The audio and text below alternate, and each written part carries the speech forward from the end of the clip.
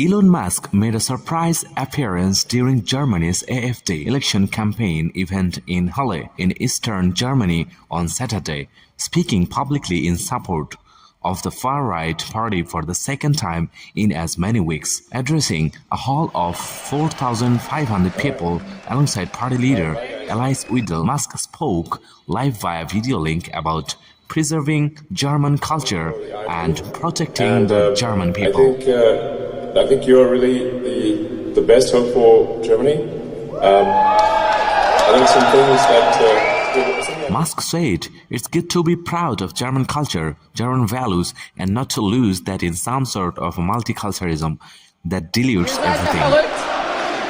Last week, the US billionaire caused uproar after he made a gesture that drew online comparisons to a Nazi salute during US President Donald Trump's inauguration festivities.